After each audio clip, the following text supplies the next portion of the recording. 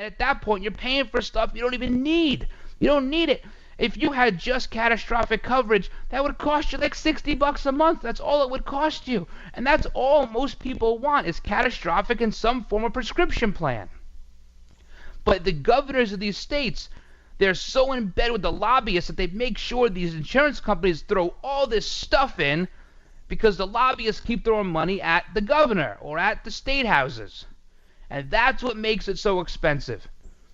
So if you could get rid of that. Now, how you get rid of lobbying? Donald Trump is trying.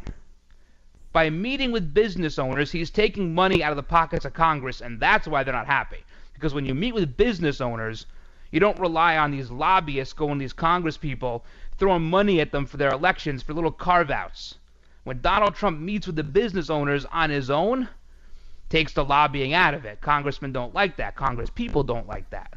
But you got to figure out a way to do that with the insurance companies too. At the very least, let 1,300 companies compete. It's a free market. That in and of itself will drive down costs. And then you got to worry about Medicaid. Because Medicaid is a tremendous issue. We spend in this country $3 trillion, trillion with a T. We're not even talking about billions and millions anymore. We're into trillions, $3 trillion on Medicaid and welfare. So this has to get scaled back too. See, Medicaid is becoming this single payer. It was never meant to handle 71 million people. And you get people who collect welfare, they collect Medicaid, and I'm not saying they're living in mansions. They're not. But some of them work off the books and they make money and they're doing okay. This was meant to be a safety net. You have to give people incentive to get a job.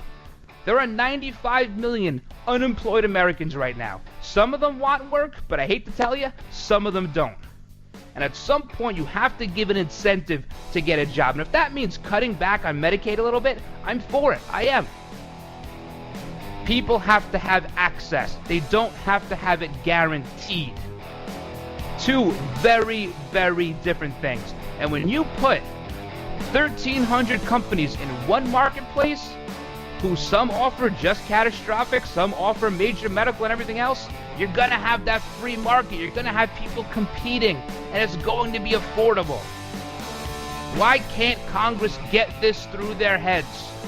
I had a silly fix yesterday, and it made more sense than what they're doing now. I contend Paul Ryan knew this was a clunker from the beginning.